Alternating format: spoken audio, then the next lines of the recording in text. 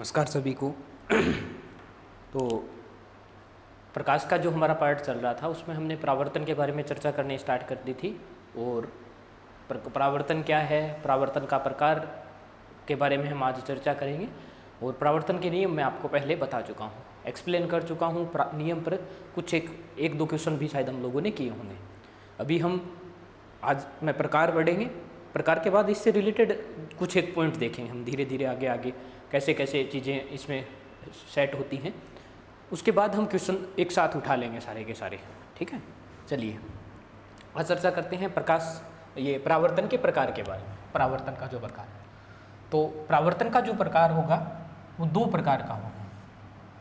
पहला नियमित परावर्तन और दूसरा आ जाएगा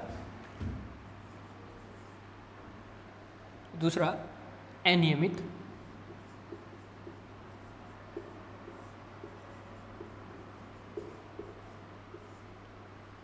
परावर्तन, या दूसरा नाम भी है इसका विसरित परावर्तन, ठीक है। ये दो प्रकार हुए। पहली बात करें नियमित परावर्तन के बारे में, तो नियमित परावर्तन से मतलब रहेगा ये कोई समतल सतह है और इस पर प्रकाश किरणें आपतित होती हैं। ये पहली, ये दूसरी मान लेते हैं किरण, ये तीसरी किरण मान लेते हैं। इस प्रकार हम कितनी भी किरणों को आगे बढ़ा सकते हैं। हम ये जानते हैं कि टकराने के बाद अगर परावर्तन है तो ये प्रकाश किरणें वापस इस प्रकार लौटेंगी। ये रही, ये नियमित परावर्तन होता है। नियमित परावर्तन का एक मीनिंग ये भी है कि आपतित जो किरणें होंगी वो सारी की सारी एक जैसी समांतर हैं हमारे पास, और टकराने के बाद सारी की सारी वापस समांतर निकल रही होती हैं। अब यहाँ ये ध्यान रखना कि ये सब कुछ तब होगा जब नीचे की जो सतह होगी वो समतल सतह हो, समतल सतह हो।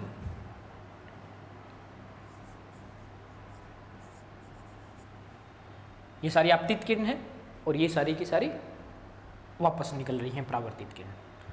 अब अनियमित परावर्तन की अगर बात करें तो अनियमित परावर्तन कुछ ऐसे होगा, क्योंकि यहाँ जो सतह होगी कुछ इस प्रकार होगी। कुछ इस प्रकार का मतलब सतह जो भी होंगी वो खुरदरी होंगी, ठीक है, खुरदरी होंगी। तो प्रकाश किरण जो आएगी कुछ ऐसे आएगी।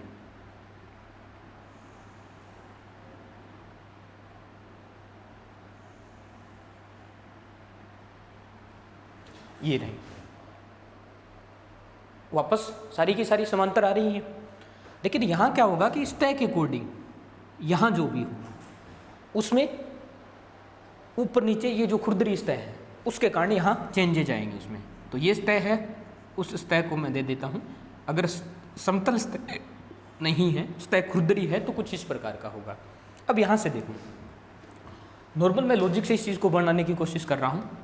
यहाँ ये देखें कि ये इस प्रकार प्रकाश किरण आएगी और ढाल इस प्रकार है, तो ये किरण इस प्रकार आगे फैलेगी, ठीक है। यहाँ बीच में सतह पर आ रही है, तो यहाँ पर टकराने के बाद ये प्रकाश किरण कहाँ जाएगी, वापस ऊपर की तरफ जाएगी। यहाँ देखो, जैसे मान लेते हैं, मैं थोड़ा सा इसको एक बार बड़ा बनाने की कोशिश कर रहा हूँ। मान लेते हैं ये सतह है, तो प्रकाश किरण जब यहाँ टकराएगी तो यहाँ तो टकराने के बाद आगे की तरफ फैलेगी, लेकिन जब यहाँ टकराएगी तो वापस इसी डायरेक्शन में जल्दी वापस से लौट रही होगी। तो उस बेस पे मैं उस डायग्राम को बना रहा हूँ। यहाँ देख लें, ये है प्रकाश किरण आ रही है और टकराने के बाद क्या होगी, वो कम कोण पर वापस लौट जाएगी, इस प्रकार हो जाएगी। अब देखो, ये सब जो आ रही है, मैंने साइन एरो इसका अंदर तरफ बनाया है सबका सब, और टकराने के बाद कोई किधर जा रही है, कोई किधर जा रही है, कोई किधर जा रही है, तो इसको अनियमित परावर्तन बोलेंगे। आपतित किरण जो भी होंगी वो सारी की सारी क्या है, समांतर है, लेकिन टकराने के बाद कोई किरण कहीं चली जाएगी, कोई कहीं चली जाएगी, ये अनियमित परावर्तन होता है। तो ये नियमित परावर्तन और ये अनियमित परावर्तन होगा, ठीक है। टकराने के बाद अगर सारी की सारी वापस एक ही दिशा में चली जाती हैं या समांतर रह जाती हैं तब तो नियमित परावर्तन हो जाएगा, और इस प्रकार अगर बिखर जाएगी प्रकाश की किरणें तो वो होगी अनियमित परावर्तन या विसरित परावर्तन। ये है परावर्तन का प्रकार। और एक एक चीज़ इसमें ध्यान रखने वाली, नियमित परावर्तन अगर हो रहा होगा तो सतह जो होगी वो किस प्रकार की होगी, समतल सतह होगी, और अगर अनियमित है तो खुरदरी सतह होगी। ये दोनों चीज़ें हैं। अब यहाँ से दो क्वेश्चन हमारे पास जनरेट होते हैं। वो ये, पहला क्वेश्चन ये कि नियमित परावर्तन और अनियमित परावर्तन में से कौन सा बेटर है। नियमित परावर्तन और अनियमित परावर्तन में कौन सा अच्छा है हमारे लिए। अब इस चीज़ को देखना है हमें, तो इस चीज़ को हम कैसे बोलें। तो कई बार क्या होता है, ज़्यादातर क्वेश्चन में यही देखने को मिलता है कि सर ये अच्छा बन रहा है डायग्राम, इसलिए ये नियमित होगा। इसका आंसर होगा अनियमित जो परावर्तन होगा वो हमारे लिए श्रेष्ठ होगा। ठीक है, नीचे नोट लगा के लिख लो।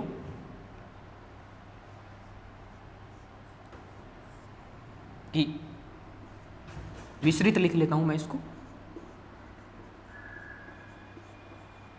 विसरित परावर्तन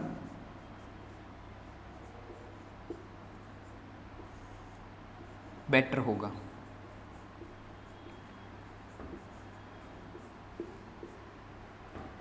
ठीक है, अब मैं इसका रीजन समझा देता हूं क्यों होगा और कैसे होगा। देखो यहां देखिए, स्रोत से प्रकाश किरण आ रही है और इस सतह से टकराकर ये कहीं आगे पहुंच रही होंगी। इस सामने के एरिया में जो भी व्यक्ति खड़ा होगा उसको चीजें दिखाई देगी। मैंने यही चीज समझाई थी कि वस्तु से जब प्रकाश किरण टकराकर हमारी रेटिना तक पहुंचती है, उस कंडीशन में क्या होता है, हमें वस्तु दिखाई देती है। तो यही होगा कि जब टकरा के हमारे ऊपर पहुंच रही होगी, ये जो प्रकाश किरणें जहां जहां जाएंगी वहां हमें ये वस्तु दिखाई देगी। तो ये जो एरिया इसके सामने बनेगा, ये जहां जहां ये प्रकाश किरण पहुंच रही होगी, वो उसको बोला जाता है दृष्टि क्षेत्र। दृष्टि क्षेत्र, इसका मतलब इसमें, इस एरिया में खड़ा होकर अगर कोई व्यक्ति देख रहा होगा तो उसको वस्तु दिखाई देती है। यहां देखें, ये रहा, इसको भी हम क्या बोलेंगे, दृष्टि क्षेत्र ही बोलेंगे। ठीक है, तो यहां देखें, मैंने सबसे पहले जब प्रकाश चैप्टर स्टार्ट किया था उस चीज, एक चीज आप लोगों को बताई थी। मान लो हमें ये चीज डिसाइड करना पड़े कि कौन सी सही है कौन सी नहीं है, तो उसमें एक ही आंसर हमें देना है। जिस के कारण हमें वस्तु अधिक दिखाई देती है या ज़्यादा एरिया हमें दिखाई देगा, वो हमारे लिए श्रेष्ठ होता है। तो यहाँ थोड़ा सा देखने की कोशिश करें कि ये एरिया थोड़ा हमें कम दिखाई देगा और ये जो प्रकाश किरणें होंगी वो ज़्यादा फैलेंगी, कोई किधर जाएगी कोई किधर जाएगी, तो ये दृष्टि क्षेत्र अधिक होगा। और दृष्टि क्षेत्र में जो भी वस्तु होगी, जो भी व्यक्ति खड़ा होकर देखेगा उसको वस्तु दिखाई देती है। तो ज़्यादा कौन सा होगा, ये होगा विसरित परावर्तन, क्योंकि इसमें कोई किरण कहीं फैलेगी कोई कहीं फैलेगी। इसलिए वस्तुएं हमें उस एरिया से अधिक दिखाई देती है, अधिक एरिया कवर कर लेंगे उससे। तो बेटर हमारे लिए कौन सा हो जाएगा, अनियमित या विसरित परावर्तन हो जाएगा। तो पहला क्वेश्चन तो हमारे लिए सिंपल हो जाएगा कि नियमित और अनियमित या नियमित या विसरित परावर्तन में से कौन सा परावर्तन हमारे लिए बेटर है। हमारे लिए बेटर होगा विसरित परावर्तन, क्योंकि वो ज़्यादा कवर कर रहा होगा एरिया को, उससे ज़्यादा दूर में वो क्षेत्र फैलेगा प्रकाश किरणें वहाँ, उससे हमें वस्तु दिखाई देगी। और हमें प्रकाश का काम ही एक है, हमें वस्तु उससे हमें देखना होता है। ठीक है, चलिए दूसरे क्वेश्चन पर आते हैं हम लोग। दूसरे क्वेश्चन पर ये, अब मैं इसको मिटा देता हूँ, इसका काम कंप्लीट है हमारे पास।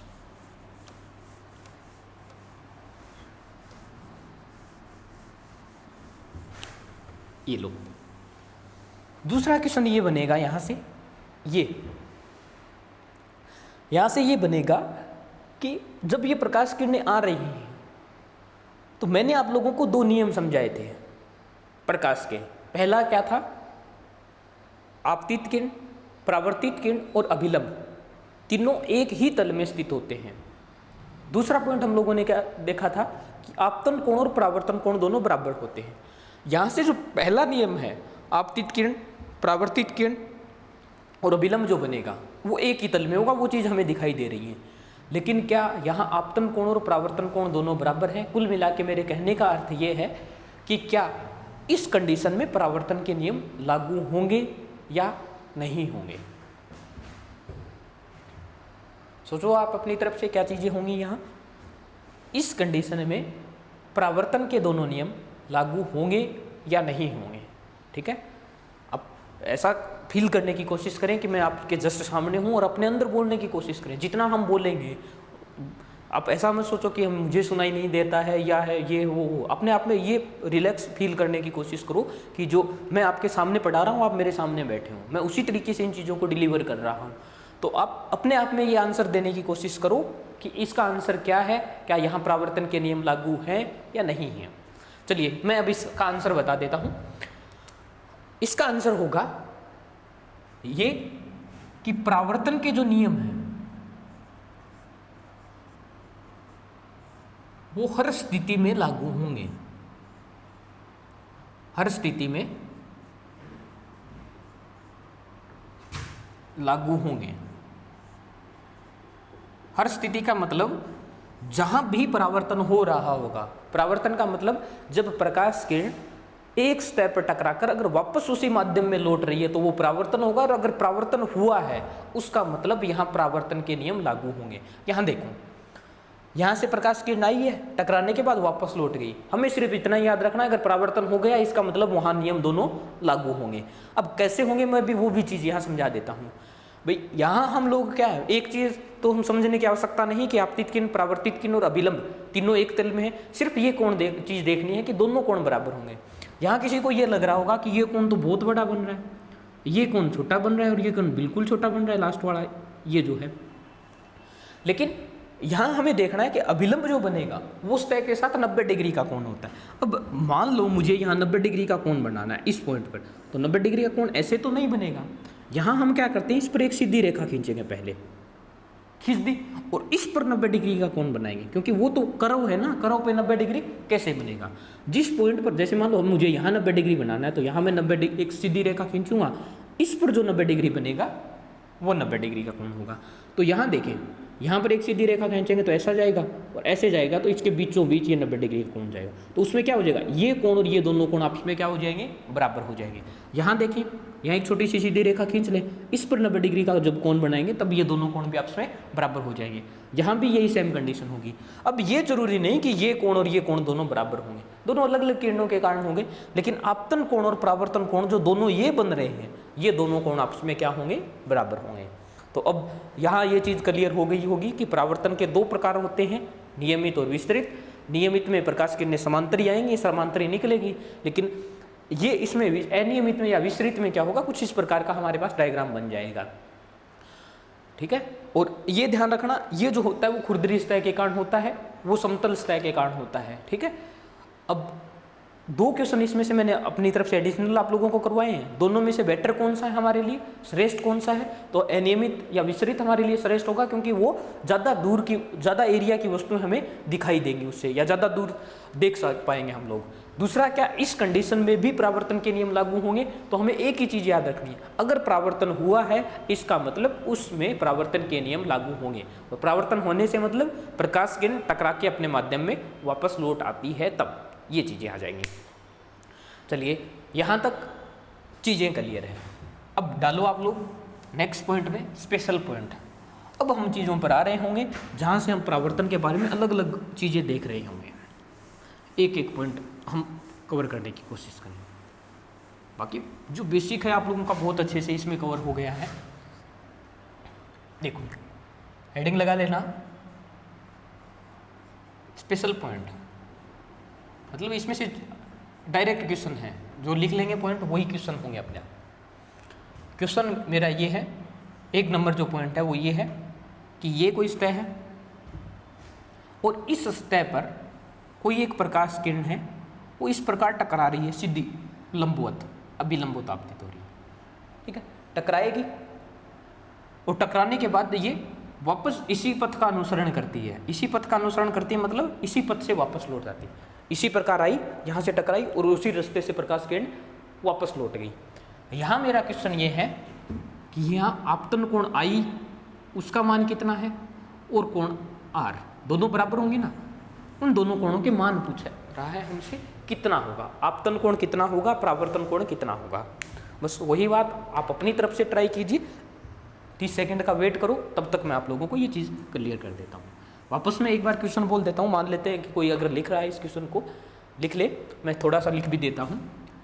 सतह पर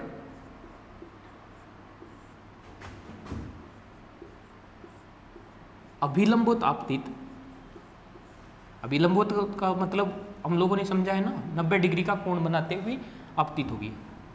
अभी लंबवत आपतित दिखाई दे रहा है वहां तक? आपतित किरण के लिए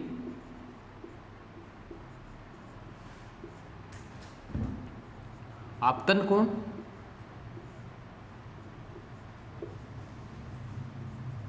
याद करना है हमें क्या है, ठीक है।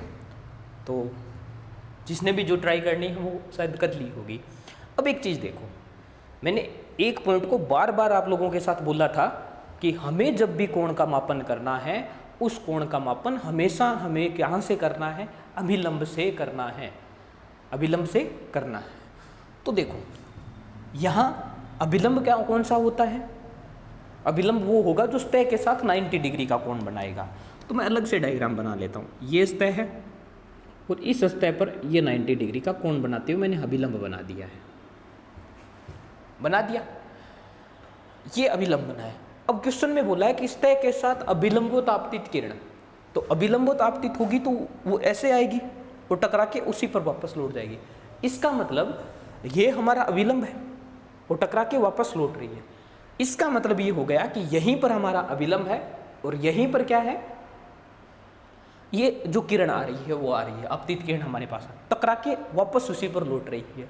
तब हमसे पूछा गया है, तो एक चीज बताओ, अगर यही किरण क्या है?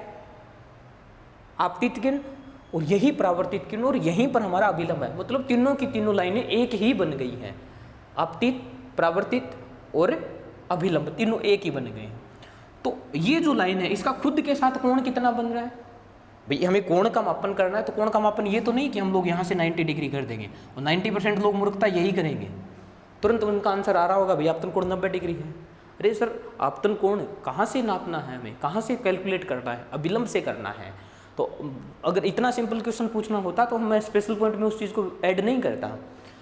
तो ये देखें कि यहाँ आपतन कोण जो 90 डिग्री आंसर दे रहे हैं उन सबका गलत है। वो देखो क्या करना है हमें, ये जो टोटल कोण बन रहा है वो 90 डिग्री बन रहा है। इसका मतलब यही अभिलंब है, यही आपतित किरण है, यही परावर्तित किरण है। तो आपतन कोण हम कहाँ से नापते हैं? अभिलंब से। तो ये टोटल कोण जो बन रहा है, चलो थोड़ा सा अगर मैं आराम से इस चीज़ को देखने की कोशिश करूँ तो ये डायग्राम अपना जो है पहले से उस चीज़ को याद करो। कर लिया? देखो अब धीरे धीरे धीरे धीरे जैसे मैं इस किरण को इसके नज़दीक लाऊंगा, लाएंगे इस जो ये लाइन है, तो ये कोण कम होगा बीच वाला, और ये कम होगा तो इधर वाला भी कम होना है, क्योंकि ये दोनों कोण तो आपस में क्या रहने हैं? बराबर रहने हैं।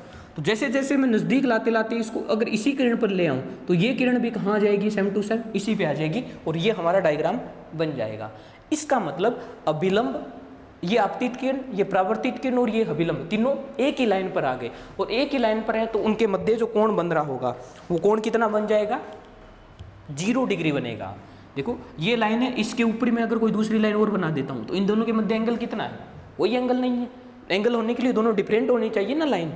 तो ये जो एंगल बनेगा वो कितना बन रहा होगा? 0। तो यहाँ से ध्यान रखना है कि आपतन कोण I जो है वो भी 0 डिग्री होगा और परावर्तन कोण जो R होगा वो भी 0 डिग्री होगा। आप इस चीज़ को एक बार वापस रिपीट करके देखिए, ठीक है।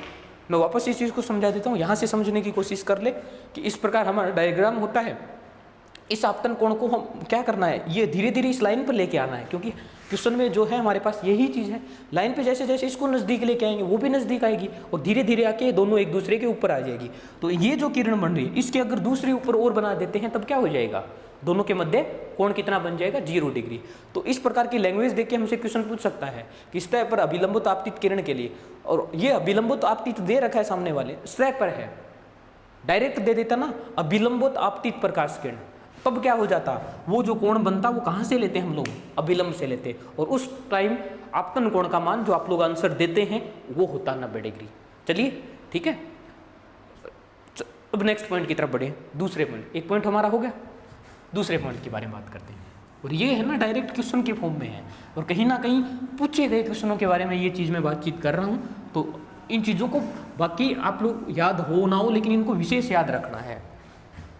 चलो नेक्स्ट पॉइंट के बारे में अगर हम बात कर लें तो आए सेकंड पॉइंट पे आए। ये है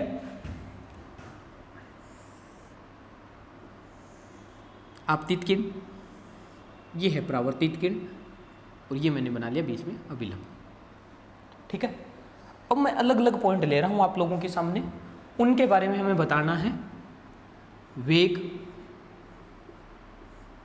चाल, तरंगदैर्ध्य,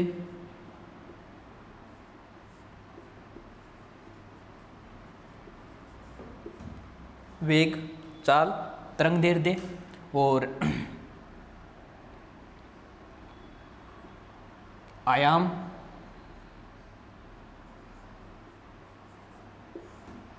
तीव्रता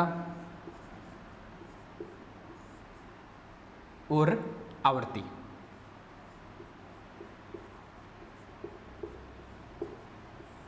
ये सारे के सारे इसमें 1, 2, 3, 4, 5 और 6, मैं 6 पॉइंट लेके चल रहा हूँ, आप लोगों को वो 6 ही लेके चलने हैं। 6 पॉइंट में मेरा क्वेश्चन ये है कि निम्न में से ये आपतित किरण है, तो आपतित किरण जो है उसकी आवृत्ति भी होगी, वेग भी होगा, उसकी चाल भी होगी, तरंगदैर्ध्य भी उसका मान होगा, आयाम भी होगा और तीव्रता भी होगी। ये सारे मान उसके होंगे। यहाँ से टकराने के बाद परावर्तित किरण होगी, तो परावर्तन के कारण निम्न में से कौन सा मान परिवर्तित होगा, कौन सा मान परिवर्तित होगा, चेंज कौन सा होगा और कौन सा कांस्टेंट रहेगा, ये चीज़ हमें वेरीफाई करनी है। ठीक है, और इस प्रकार का क्वेश्चन ज़्यादा संभावना होती है क्वेश्चन पूछने की, किस प्रकार में कौन सा चेंजेज आ रहा है, और हमें कोशिश ये करनी है कि जिसमें हम वेरीफाई कर पाएँ कि कौन से में ये मान बढ़ेगा, कौन से में ये मान कम होगा, वो सारी चीज़ें भी हमें साथ के साथ करनी है। चलिए, चलो मैं बता देता हूँ एक पॉइंट। मैं जितनी चीज़ें इसमें बोलूँगा उतनी चीज़ें आपको ध्यान रखनी है। मैंने आप लोगों को जब आवृत्ति के बारे में, तरंग में बताया था, तब ये चीज़ मैंने बताई थी कि जब भी आवृत्ति के बारे में बातचीत होगी तो आवृत्ति जो होती है वो तो उसका अभिलाक्षणिक गुण होता है। अभिलाक्षणिक गुण का मतलब उसका खुद का अपना गुण होता है। जब तक हम किरण ही चेंज नहीं करेंगे या तरंग को ही चेंज नहीं करेंगे तब तक आवृत्ति नहीं बदलेगी। तो यहाँ तो हम किरण थोड़ी बदल रहे हैं, यहाँ से टकराई है, टकराने के बाद ये वापस चली गई, चेंज नहीं किया ना हम लोगों ने इसमें। इसका मतलब जब तक हम सोर्स चेंज नहीं करेंगे, सोर्स का मतलब जहाँ से प्रकाश किरण आ रही है, अगर सूर्य से आ रही है तो उन सब की आवृत्ति समान होगी, अगर चंद्रमा से आ रहा है तो उसकी आवृत्ति सबकी समान होगी। तो जब तक हम सोर्स को चेंज नहीं करेंगे तब तक इनमें भी चेंजमेंट नहीं आएगा। ठीक है, तो चलिए इस चीज़ को ध्यान रखें। आवृत्ति जो होगी वो परावर्तन के दौरान कभी भी चेंज नहीं होगी, नो चेंज रहेगी। आवृत्ति जो होगी वो नो चेंज रहेगी। लॉजिक समझना है, यहाँ रटना नहीं है, क्योंकि आगे जैसे जाएंगे आगे अपवर्तन वगैरह में यही क्वेश्चन मैं वापस पूछ लूँगा कि कैसे चेंज होगा कैसे नहीं होगा। दूसरी चीज़, वेग परिवर्तित होगा या नहीं होगा। हम लोगों ने वेग पढ़ा था, तब मैंने आप लोगों को चीज़ बताई थी, वेग में दिशा का इंपॉर्टेंट रोल होता है। तो दिशा पहले तो इस प्रकार नीचे की तरफ है, फिर ऊपर की तरफ चली गई है, तो वेग तो परिवर्तित होगा, तो इसका मतलब वेग परिवर्तित होगा, ये चेंज होगा। लेकिन कम होगा या ज़्यादा होगा, इसके लिए आप 2 सेकंड का वेट करें, तब तक मैं इस चीज़ को बता देता हूँ आप लोगों को। तो आवृत्ति नो चेंज होगी जब तक सोर्स चेंज ना करें। वेग, दिशा बदल रही है तो हमें मान से एक बार नहीं पता ये कम होगा या ज़्यादा होगा, लेकिन ये कन्फर्म है अगर दिशा बदल गई इसका मतलब साथ के साथ क्या बदल गया, वेग बदल गया है। नेक्स्ट पॉइंट पे आए, चाल। अब आपको यहाँ ध्यान रखना है चाल और तरंगदैर्ध्य, इन दोनों चीज़ों के बारे में। जब तक माध्यम चेंज नहीं होगा तब तक ये दोनों चीज़ें नहीं बदलेंगी। मैं वापस रिपीट कर रहा हूँ, जब तक माध्यम चेंज नहीं होगा तब तक ना चाल बदलेगी ना तरंगदैर्ध्य बदलेगा। तो ये दोनों चीज़ें माध्यम चेंज होंगी तभी चेंज होंगी। माध्यम अगर सघन है तो चाल भी कम हो जाएगी, तरंगदैर्ध्य भी कम हो जाएगी, लेकिन अगर माध्यम विरल है तो चाल बढ़ेगी और तरंगदैर्ध्य भी बढ़ जाएगी। तो यहाँ तो माध्यम संघन और विरल वाली बात ही नहीं है। प्रकाश किरण टकराने के बाद अपने माध्यम में वापस लौटती है, इसका मतलब माध्यम नहीं बदलता है तो चाल भी नहीं बदलेगी और तरंगदैर्ध्य भी नहीं बदलेगी। तो यहाँ मैं इनके आगे लिख देता हूँ, दोनों के साथ नो चेंज आएगा, नो चेंज आएगा। हो गया, ठीक है। नेक्स्ट चीज के बारे में बात करें। अब एक बार इस पर आए ऊपर वेग के बारे में। वेग के बारे में मैंने इतना बता दिया था कि बदलेगा वेग, लेकिन कम होगा या ज़्यादा होगा ये कुछ नहीं बोला। तो अब हम कर लेंगे कि चाल नहीं बदल रही है, इसका मतलब वेग का मान नहीं बदलेगा लेकिन डायरेक्शन बदल रही है। अगर कहीं भी ऑप्शन में आपको ये मिलता है कि क्या करना है, तो उसमें जो ये होगा वेग वो चेंज होगा, लेकिन इसका मान जो रहेगा वो मान कितना रहेगा, मान समान रहेगा, लेकिन दिशा परिवर्तन के कारण ये बदल जाएगा। नेक्स्ट पॉइंट पर आते हैं, आयाम और तीव्रता। आयाम और तीव्रता, इनके लिए हमेशा ध्यान रखना कि ये हमेशा कम होंगे। कम हुए इसका मतलब ये बदल गए हैं, चेंज हुए हैं, ठीक है, समझ रहे हो आप इस चीज़ को। तो आयाम जो होगा और तीव्रता जो होगी, तो हम लोगों ने आयाम पढ़ा था तब तीव्रता पढ़ी, तो तीव्रता को मैंने क्या बोला था, ऊर्जा के रूप में। और यहाँ मैंने स्टार्ट में ये चीज़ बताई थी कि जब प्रकाश किरण यहाँ आपतित होगी तो ऊर्जा का कुछ जो पार्ट होगा वो यहाँ क्या हो जाएगा, अवशोषित हो जाएगा। और अवशोषित होने के कारण तीव्रता के मान में क्या हो जाएगी, कमी हो जाएगी। और तीव्रता जब कम होगी तो जो तरंग जो गति कर रही होती है ऊपर नीचे, जो मैंने वेव में आप लोगों को समझाया था, ऊपर नीचे जो जा रही होती है उसके मान में भी क्या आ जाएगी, कमी आ जाएगी। ऊर्जा कम होगी तो वो रिफ्लेक्शन कम हो रहा होगा। तब आपको ये चीज़ ध्यान रखनी है, कभी भी इस चीज़ को ध्यान रखना, अगर किसी भी सतह पर टकरा रही है प्रकाश किरण, चाहे वो सतह किसी भी प्रकार की होगी, हर कंडीशन में आयाम और तीव्रता दोनों का मान जो होगा वो क्या होगा, कम होगा। अब मेरे हिसाब से किसी भी पॉइंट में इनमें कोई दिक्कतें नहीं होगी। एग्जाम में इनमें से किसी एक पॉइंट को देख के पूछ लिया जाता है ये मान बढ़ेगा, ये मान कम होगा, नो चेंज होगा, ये होगा, वो होगा। अब आप किसी भी क्वेश्चन में आप लोगों को दिक्कत नहीं होगी। वापस मैं रिपीट करना, आवृत्ति है, आवृत्ति स्रोत का अभिलाक्षणिक गुण है। अगर हमने सूर्य ही चेंज कर दिया ना तब तो आवृत्ति चेंज होगी, या चंद्रमा का जो प्रकाश आ रहा है उसी को चेंज कर दिया तब तो होगी, वरना नहीं होगी। स्रोत का अभिलाक्षणिक गुण होता है आवृत्ति। अब पीछे की चीज़ें हमें भूलनी नहीं है, उनको एग्जैक्ट हमें याद रखनी है। तो आवृत्ति नो चेंज। चाल और तरंग दैर्ध्य, चाल और तरंग दैर्ध्य केवल और केवल उसी कंडीशन में चेंज होती है जब माध्यम बदलता है। चेंज होने से मतलब मान अगर बढ़ रहा है तो ये मान लेते हैं यहाँ से नीचे आ रहा है, ऊपर वाला सघन है, नीचे वाला विरल है। विरल का मतलब कण दूर दूर होंगे, कण अगर दूर दूर है तो क्या होगा, आसानी से गति कर पाएंगे तो चाल भी बढ़ जाएगी और तरंग दैर्ध्य भी उसका बढ़ेगा। संगन में जा रही है तो कण नज़दीक नज़दीक होंगे तो चाल और तरंग दैर्ध्य दोनों के मान में कमी आएगी। लेकिन यहाँ माध्यम चेंज नहीं हो रहा है, माध्यम चेंज नहीं हो रहा है, इसका मतलब चाल भी नहीं बदलेगी, तरंग दैर्ध्य भी नहीं बदलेगा, लेकिन वेग बदलेगा, ये याद रखना। क्योंकि वेग में मान के साथ साथ डायरेक्शन का इंपॉर्टेंट रोल होता है, और यहाँ डायरेक्शन बदल रही है। पहले प्रकाश किरण यहाँ आ रही थी, अब उस डायरेक्शन में जा रही है, इसका मतलब वेग बदलेगा। आयाम और तीव्रता, इनमें किसी भी प्रकार का कोई परिवर्तन यहाँ आएगा, क्योंकि इसके मान में क्या आएगी, कमी आएगी। ये मान हमेशा ध्यान रखना, चाहे कहीं भी जा रहा हो, सरल से विरल, सघन से विरल में, चाहे विरल से सघन में, लेकिन अगर कहीं भी आपतित होती है प्रकाश किरण, इसका मतलब आयाम और तीव्रता के मान में हमेशा कमी आएगी। क्योंकि जब भी प्रकाश किरण किसी सतह पर टकराएगी तो हमेशा और हमेशा उसके ऊर्जा में कमी आएगी। ऊर्जा में कमी आने के कारण ये दोनों मान में भी क्या आ रही होती है, कमी आ रही होती है। ठीक है, कोई दिक्कत नहीं यहाँ तक। चलिए, तो अब तक मैं इस जो भी हमारा पार्ट हुआ है उस चीज़ के बारे में मैं आप लोगों को हल्की सी जानकारी दे देता हूँ। उसके बाद नेक्स्ट क्या करना है वो भी हम देखेंगे। देखो चलो, हम लोगों ने प्रकाश का ये जो चैप्टर है वो स्टार्ट किया था, प्रकाश है क्या, इसकी प्रॉपर्टीज के बारे में हम लोगों ने देखा है। ठीक है, इसके बाद जस्ट बाद हम लोग प्रकाश के परावर्तन पर आए, और प्रकाश के परावर्तन में हम लोगों ने अलग अलग चीज़ों के बारे में बात की है। एक पार्ट में हम लोगों ने प्रकाश के जो नियम हैं उन चीज़ों के बारे में बात की है। इसमें जो है हम लोगों ने प्रकाश के ये परावर्तन के प्रकार के बारे में बातचीत की है। इसके अलावा परावर्तन में किस किस प्रकार के जो क्वेश्चन बन सकते हैं, जो जो थ्योरेटिकल चीज़ें बन सकती हैं, वो मैंने चीज़ें यहाँ शो की है। एक चीज़ चलो मैं आप लोगों को और बता देता हूँ इसमें एडिशनल, हालांकि थोड़ा सा अगर नहीं चीज़ समझ में आ रही है तो आप याद रखने की इस चीज़ को कोशिश भी कर सकते हो। ये मान लेते हैं भाई तरंग के रूप में इस प्रकार है, और यहाँ कोई सतह है जिससे टकराकर प्रकाश किरण वापस आ रही होती है।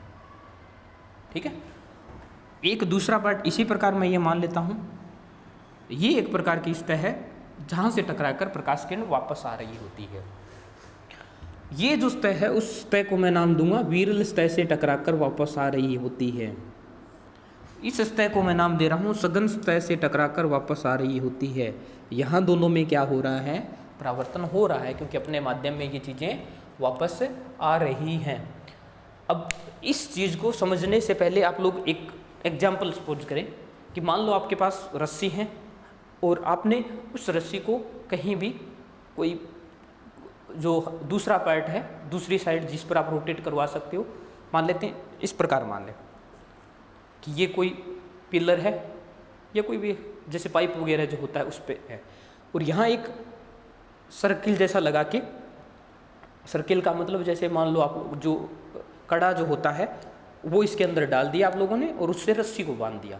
अब रस्सी को आप लोग जब वेव में गति करवाओगे, इस प्रकार वेव में गति करवाओगे तो रस्सी में वेव बनेगी, तरंग बनेगी, और वो तरंग बनेगी तो धीरे धीरे इस पिलर तक पहुंचेगी। इस पिलर में जो कड़े के साथ आप लोगों ने रस्सी बांध रखी, तो कड़ा क्या वाइब्रेट नहीं करेगा, ऊपर नीचे करेगा ना साथ के साथ, क्योंकि कड़ा यहाँ गति कर सकता है। इसका मतलब इसी जब कड़ा यहाँ गति कर सकता है ना, उस चीज़ को बोला जाता है विरल माध्यम से क्या हो रहा है, उसका परावर्तन हो रहा है। मान लो आपने रस्सी पिलर के साथ बांध दी, तब आप लोग जब गति करवाओगे तो क्या ये पॉसिबल है कि यहाँ से ये रस्सी ऊपर नीचे वाइब्रेट कर पाए? नहीं कर पाएगी ना, क्योंकि आपने बांध दी है। तो उस कंडीशन में इस चीज़ को बोला जाता है कि वो क्या है, सघन माध्यम से परावर्तन हो रहा है। तो यहाँ विरल माध्यम से परावर्तन हो रहा है, यहाँ सघन माध्यम से परावर्तन हो रहा है। तो इस कंडीशन में देखो क्या होगा, इस कंडीशन में ये होगा कि जैसे वेव आएगी वैसे की वैसे वेव वापस चली जाएगी, सेम टू सेम उसी प्रकार। ठीक है, ये उसी प्रकार वापस चली जाएगी, जैसे बन रही है वैसे बन जाएगी। लेकिन यहाँ परिवर्तन आएगा, क्योंकि यहाँ उसकी एनर्जी जो होगी वो दीवार पर लगेगी जहाँ से हमने रस्सी को बांध रखा है। तो मान लेते हैं इस प्रकार कुछ तरंग आ रही है, इस प्रकार मान लेते हैं ये हाफ पार्ट, तो जाएगी ना तब उल्टी जाएगी उसमें, इस प्रकार वापस, ये डिफरेंस आएगा। इसमें आप लोगों ने, हम लोगों ने कलांतर वगैरह पढ़ा था, तो इसमें कलांतर जो होगा दोनों में, वो कलांतर होगा जीरो, किसी भी प्रकार का परिवर्तन नहीं आएगा। ये उल्टी जाएगी, इसका मतलब यहाँ कलांतर आएगा, और वो जो कलांतर होता है वो कितने का होता है, पाई डिग्री का होता है। पाई का मतलब 180 का। ठीक है, 180 रेडियन में इसको हम काउंट कर रहे होते हैं। तो ये एक पॉइंट और हमारे पास एडिशनल है, ये चीज़ आप लोग एग्जाम्पल के थ्रू बहुत आसानी से याद रख सकते हैं। और यहाँ ये पॉइंट याद रखना है कि इसका कलांतर कितना होगा, कलांतर कितना होगा, यहाँ 180 डिग्री होगा। चलिए, यहाँ परावर्तन का जो हमारा पार्ट है वो लगभग ख़त्म होता है। अब इसके बाद जो नेक्स्ट क्लास होगी उसमें हम पढ़ेंगे समतल दर्पण, और उसके बाद गोलीय दर्पण वगैरह पढ़ेंगे। तो अब जो नेक्स्ट जो पार्ट होगा वो दर्पण से रिलेटेड आएगा। आपको ये चीज़ अच्छे से पता होगी कि जो दर्पण होता है उसमें परावर्तन होता है। और एग्जाम्पल के तौर पर अगर बात करें तो जो भी प्रतिबिंब बनते हैं, जो जैसे हम जैसे सुबह देखते हैं वो समतल दर्पण का एग्जाम्पल है, वो सारे के सारे किसके एग्जाम्पल होते हैं, परावर्तन के एग्जाम्पल होते हैं। अब एक चीज़, चलो बात आई गई है तो मैं एक चीज़ और देख लेता हूँ। मान लेते हैं ये सतह है, ये रही सतह। इस सतह पर जब प्रकाश किरण टकराएगी और वापस लौटेगी तो यहाँ लिख लेना अधिकतम परावर्तन के लिए, चलो आप लोग लास्ट में 2 नोट लगा लो और दोनों इंपॉर्टेंट पॉइंट मैं आप लोगों को लिखवा देता हूँ। पहला ये कि अधिकतम परावर्तन के लिए, अधिकतम परावर्तन के लिए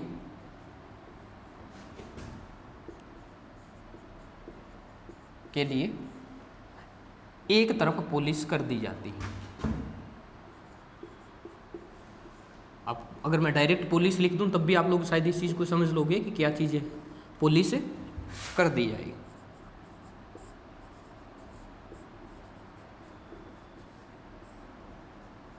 ठीक है, ये जो सतह होगी, जैसे कांच की पट्टी का होता है, समतल दर्पण होता है ना हमारा, जिसमें हम सुबह नहा धो के देखते हैं अपना अच्छा सा चेहरा, तो उसमें क्या है, एक साइड जो होगी पुलिस की हुई मिलती है। उसका कारण क्या होता है कि प्रकाश किरण जो होगी यहाँ से टकराने के बाद आगे कम से कम निकले, वापस सारी की सारे वापस लौटे। उस कंडीशन में हमें क्या होता है, परावर्तन अधिकतम होगा। तो अधिकतम परावर्तन के लिए ये पुलिस की जाती है। पुलिस आप लोगों को पता है मिश्र धातु वगैरह इनकी की जाती है सारी चीज़ों में, ठीक है। अब एक पॉइंट जो एक्स्ट्रा मैं बताने की कोशिश कर रहा हूँ, वो पॉइंट है, आप लोग सबसे पहले इस चीज़ को लिख लेना कि इस चैप्टर में हम जितनी भी चीज़ें पढ़ रहे होंगे, अब उस पॉइंट को चाहो तो आप सबसे पहले लिख लो, जहाँ मैंने आप लोगों को ये बताया था कि कण प्रकृति भी होती है और तरंग प्रकृति भी होती है। और उसके बाद मैंने ये बताया था आप हम इस पार्ट को 2 पार्ट में पढ़ेंगे, किरण प्रकाशिकी और तरंग प्रकाशिकी। तरंग हम पहले पढ़ चुके हैं। किरण प्रकाशिकी जो है उसमें ये कंडीशन होती है कि लैम्डा जो तरंग दैर्ध्य का मान होता है वो अवरोध की तुलना में हमेशा कम रहना चाहिए, ठीक है। कई बार मान लो अगर पूछ भी लिया जाए तो बेसिक सा पॉइंट है, आप लोग इस चीज़ को लिख लो कि तरंग दैर्ध्य का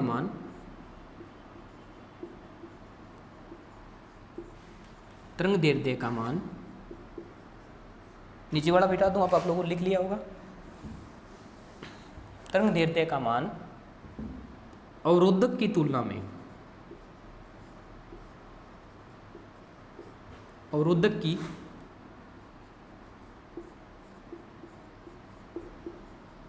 में कम होना चाहिए।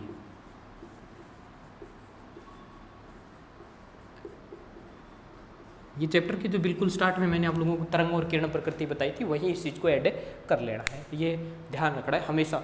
कई बार पूछ लेते हैं इसको, तब भी शायद मैंने वहाँ बता भी दिया था, लेकिन शायद लिखवाया नहीं था, जहाँ तक मुझे याद है ये चीज़। तो आप लोग इस चीज़ को एक बार लिख लेना। चलिए आज की क्लास यहीं पे ख़त्म करते हैं। नेक्स्ट जो भी क्लास होगी हम नए टॉपिक के साथ, समतल दर्पण के साथ इस चीज़ को स्टार्ट करेंगे। चलिए, थैंक यू।